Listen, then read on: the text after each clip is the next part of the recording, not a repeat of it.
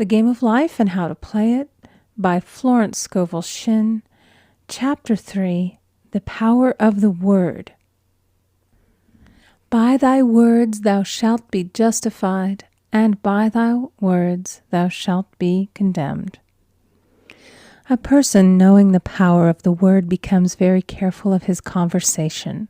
He has only to watch the reaction of his words to know that they do not return void. Through his spoken word, man is continually making laws for himself. I knew a man who said, "I always miss a car. It invariably pulls out just as I arrive." His daughter said, "I always catch a car. It's sure to come just as I get there." This occurred for years. Each had made a separate law for himself, one of failure, one of success. This is the psychology of superstitions.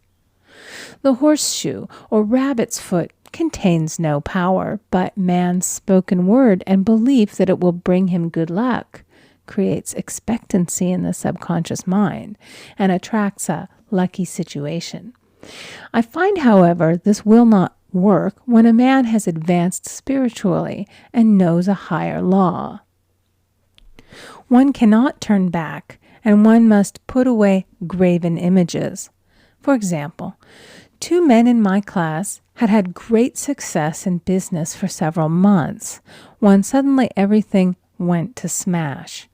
We tried to analyze the situation, and I found, instead of making their affirmations and looking to God for success and prosperity, they had each bought a lucky monkey. And I said, "Oh, I see. You have been trusting in the lucky monkeys instead of God. Put away the lucky monkeys and call on the law of forgiveness, for man has power to forgive or neutralize his mistakes." They decided to throw the lucky monkeys down a coal hole, and all went well again. This does not mean, however, that one should throw away every lucky ornament or horseshoe about the house, but he must recognize that the power back of it is the one and only power, God, and that the object simply gives him a feeling of expectancy. I was with a friend one day who was in deep despair. In crossing the street, she picked up a horseshoe. Immediately, she was filled with joy and hope. She said God had sent her the horseshoe in order to keep up her courage. It was indeed, at that moment, about the only thing that could have registered in her consciousness. Her hope became faith, and she ultimately made a wonderful demonstration. I wish to make the point clear that the men previously mentioned they were depending on the monkeys alone, while this woman recognized the power back of the horseshoe. I know in my own case, it took a long while to get out of a belief that a certain thing brought disappointment. If the thing happened, disappointment invariably followed. I found the only way I could make a change in the subconscious was by asserting, there are not 2 powers, there is only one power, God. Therefore, there are no disappointments, and this means a happy surprise. I noticed a change at once, and happy surprises commenced coming my way. I have a friend who said nothing could induce her to walk under a ladder. I said, "If you are afraid, you are giving into a belief in 2 powers, good and evil, instead of one. As God is absolute, there can be no opposing power unless man makes the false of evil for himself. To show you believe in only one power, God, and that there is no power or reality in evil, walk under the next ladder you see." Soon after, she went to her bank. She wished to open her box in the safety deposit vault, and there stood a ladder on her pathway. It was impossible to reach the box without passing under the ladder. She quailed with fear and turned back. She could not face the lion on her pathway. However, when she reached the street, my words rang in her ears, and she decided to turn and walk under it. It was a big moment in her life, for ladders had held her in bondage for years. She retraced her steps to the vault, and the ladder was no longer there. This so often happens. If one is willing to do a thing that he is afraid to do, he does not have to. It is the law of non-resistance, which is so little understood.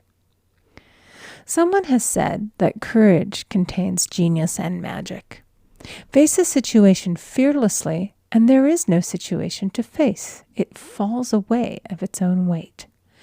The explanation is that fear attracted the ladder on the woman's pathway, and fearlessness removed it.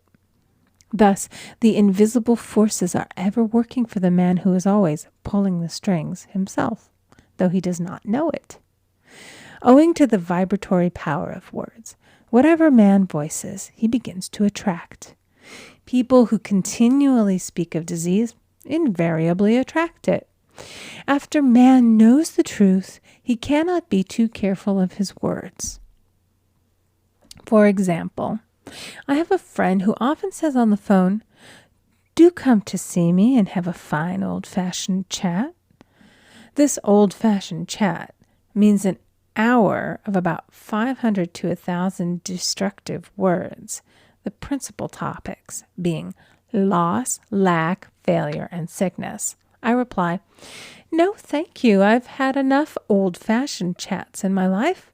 They are too expensive, but I will be glad to have a new-fashioned chat and talk about what we want, not what we don't want."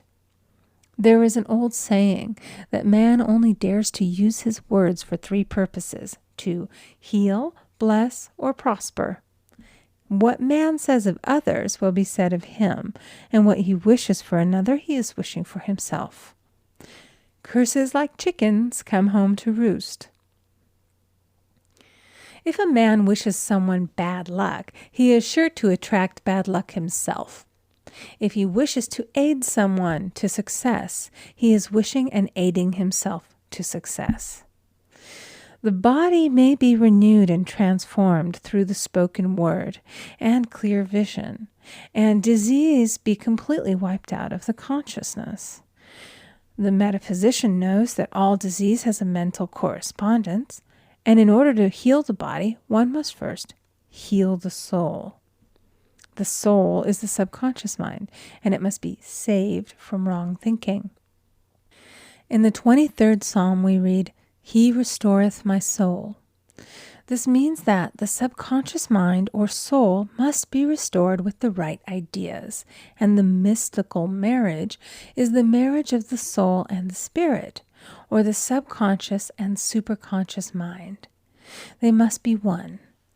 When the subconscious is flooded with the perfect ideas of the superconscious, God and man are one. I and the Father are one.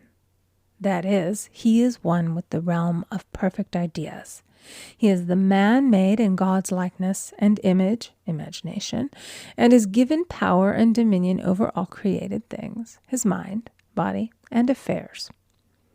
It is safe to say that all sickness and unhappiness come from the violation of the law of love. A new commandment I give unto you, love one another. And in the game of life, love or goodwill takes every trick. For example, a woman I know had for years an appearance of a terrible skin disease. The doctors told her it was incurable and she was in despair.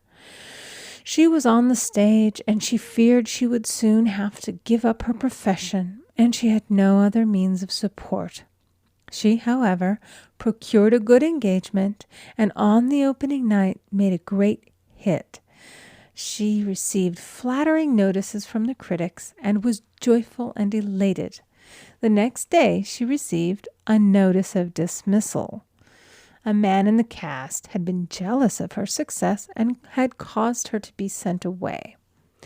She felt hatred and resentment taking complete possession of her, and she cried out, "Oh God, don't let me hate that man." That night she worked for hours in the silence. She said, "I soon came into a very deep silence. I seemed to be at peace with myself, with the man, and with the whole world. I continued this for 2 following nights, and on the 3rd day, I found I was healed completely of the skin disease. In asking for love or goodwill, she had fulfilled the law. For love is the fulfilling of the law. And the disease, which came from the subconscious resentment, was wiped out.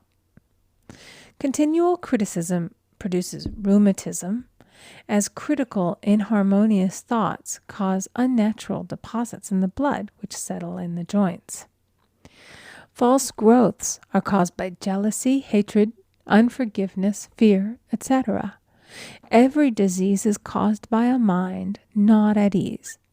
I said once in my class, there is no use asking anyone, what's the matter with you? We might as well just say, who's the matter with you? Unforgiveness is the most prolific cause of disease. It will harden arteries or liver and affect the eyesight. In its train are endless ills. I called on a woman one day who said she was ill from having eaten a poisoned oyster. I replied, "Oh no, the oyster was harmless. You poisoned the oyster. What's the matter with you?" She answered, "Oh, about 19 people." She had quarreled with 19 people and had become so inharmonious that she attracted the wrong oyster. Any inharmony on the external indicates there is mental inharmony.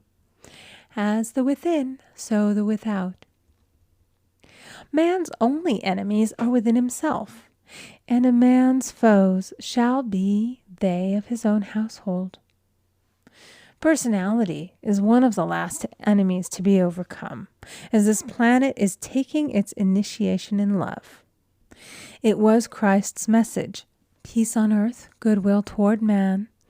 The enlightened man, therefore, endeavors to perfect himself upon his neighbor. His work is within himself, to send out goodwill and blessings to every man, and the marvelous thing is that if one blesses a man, he has no power to harm him. For example, a man came to me asking him to treat for success in business. He was selling machinery, and a rival appeared on the scene with what he proclaimed was a better machine, and my friend feared defeat.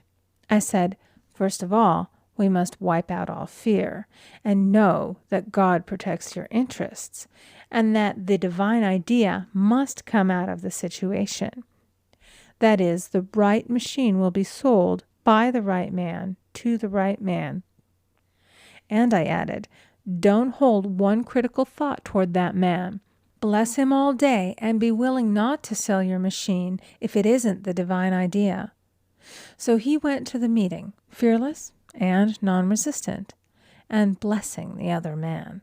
He said the outcome was very remarkable. The other man's machine refused to work, and he sold his without the slightest difficulty. But I say unto you, love your enemies, bless them that curse you, do good to them that hate you, and pray for them which spitefully use you and persecute you. Goodwill produces a great aura of protection about the one who sends it, and no weapon that is formed against him shall prosper. In other words, love and goodwill destroy the enemies within oneself. Therefore, one has no enemies on the external. There is peace on earth for him who sends goodwill to man. End of chapter 3.